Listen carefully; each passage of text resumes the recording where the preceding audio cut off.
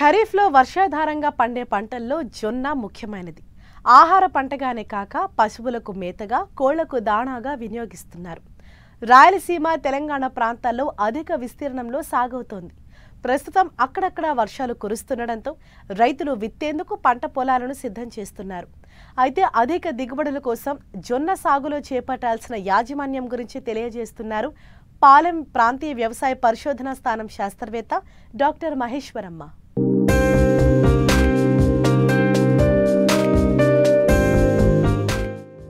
ఒకప్పుడు జొన్న సాగు అధిక విస్తీర్ణంలో సాగయ్యేది.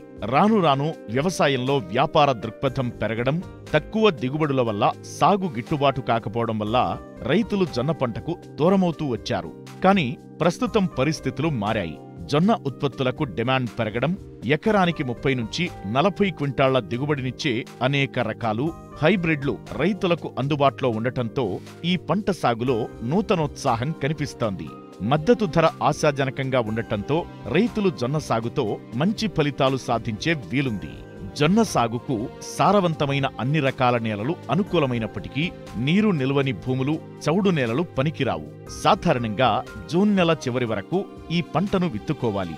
మామూలుగా ఎకరాకు 3 నుండి 5 కిలోల విత్తనాన్ని వేసుకుని సరైన యాజమాన్య పద్ధతులు చేపడితే అధిక దిగుబడులను పొందవచ్చంటున్నారు పాలెం ప్రాంతీయ వ్యవసాయ పరిశోధనా స్థానం శాస్త్రవేత్త డాక్టర్ మహేశ్వరమ్మ. విత్తన శుద్ధి చేసి విత్తుకోవాల్సి ఉంటుంది. దీనివల్ల ఏంటంటే మనకు మొదట 30 రోజుల నుండి మన పంటను భూమి నుండి వచ్చే శిలీంధ్రాల నుండి, అనగా రోగాల నుంచి, అనేక రకాలైన పురుగుల బారి నుంచి తప్పించుకోవచ్చు. దీనికి గాను మనం జొన్న పంటను క్యాప్టామ్ లేదా థైరమ్ అనే మందులతో మనము 3 గ్రాములు తీసుకుని 1 కిలో విత్తనంతో శుద్ధి చేసుకోవచ్చు. అలాగే మనకు ద్రవరూపక మందైన ఇమిడాక్లోప్రిడ్ అనే మందును 7 మిల్లీమీటర్లు 1 కేజీ విత్తనానికి కలుపుకొని విత్తన శుద్ధి చేసుకొని మనకు వరుసకు మధ్య 45 సెంటీమీటర్ల ఎడం ఉండేలాగా, అలాగే వరుసలో మొక్కకు మధ్య మనము 12 నుండి 15 సెంటీమీటర్ల ఎడం ఉండేలాగా వేసుకోవచ్చు. వర్షాధారంగా సాగు చేసే జొన్న పంటకు ఎరువుల యాజమాన్యం కూడా కీలకమే. సమయానుకూలంగా ఎరువును వేసి అంతర కృషి చేస్తే మొక్కలు బలంగా పెరిగి మంచి దిగుబడులు పొందే ఆస్కారముంది. అలాగే మనం వేసుకునేటప్పుడు ఆఖరి దుక్కిలో మనము 30 కిలోల యూరియా, అలాగే 20 కిలోల డిఏపిని, 15 కిలోల పొటాష్ను వేసుకోవాలి.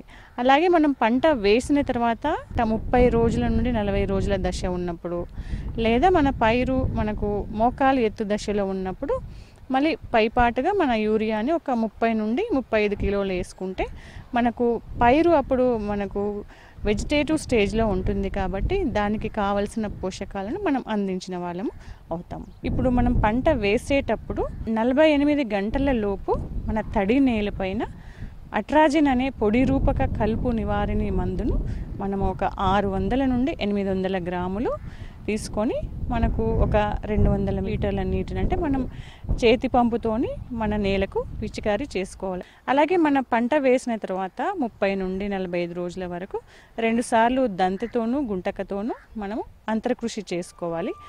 ఆలస్యంగా జొన్న విత్తటం వల్ల పైరు తొలి దశలో మొవ్వు తొలుచు ఈగ, కాండం తొలుచు పురుగులు ఆశిస్తాయి. చివరి దశలో బూజు తెగుళ్లు ఆశించి పంటకు తీవ్ర నష్టం చేకూర్చుతాయి. సకాలంలో వీటిని అరికడితే మంచి దిగుబడులను పొందవచ్చు. సస్యరక్షణ చూసినట్లయితే ప్రధానంగా మన జొన్నను మొవ్వు చొంపు ఈగ, అలాగే మనకు కాండం తొలుచు పురుగులు అనేవి ఆశిస్తాయి.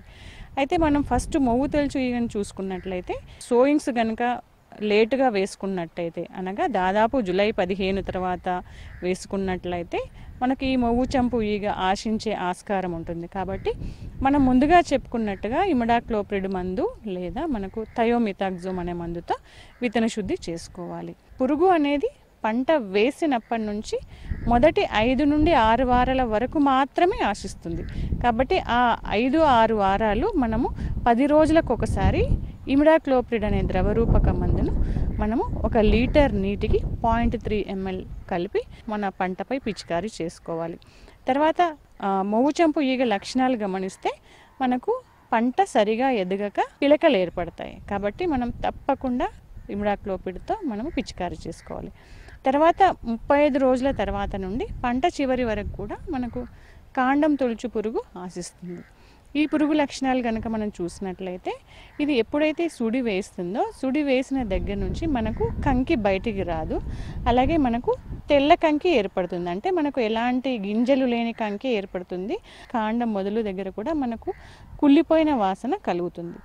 దీన్ని నివారించేందుకు మనకు కార్బోఫ్యూరాన్ 3G అనే గుళికలను ఎప్పుడైతే మన పంట సుడులు వేస్తుందో ఆ సుడులలో మనకు 1 ఎకరానికి 4 నుండి 5 కిలోలు దీనిని సన్నటి ఇసుకతో కలుపుకొని కంపల్సరిగా మనకు కాండపు సుడుల్లో పడేలాగా మనము ఈ మందును వేసుకుంటే తప్పకుండా మనకు కాండపు తొలుచు పురుగు నుండి మన పంటను రక్షించుకోవచ్చు.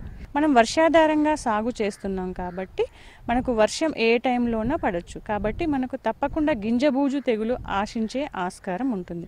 అయితే ఇది ఎప్పుడు అంటే గింజ ఏర్పడే దశ నుండి గింజ గట్టిపడే దశ వరకు ఎప్పుడైతే వర్షాలు ఆ దశలో కోయిన్సైడ్ అవుతాయో అప్పుడు మాత్రమే ఈ గింజబూజు తెగులు ఆశించవచ్చు.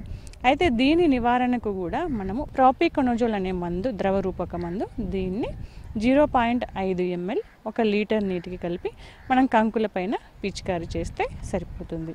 జొన్నను ఏక పంటగా కాకుండా అంతర పంటలుగా కంది, అలసంద, సోయా చిక్కుడు లాంటి పంటలను సాగు చేసుకుంటే మంచిది. 4 జొన్న వరుసలకు 1 వరుస వేసుకుంటే ప్రకృతి వైపరీత్యాల కారణంగా ఒక పంట పోయినా మరో పంట రూపంలో పెట్టుబడి వచ్చేందుకు వీలుంటుంది.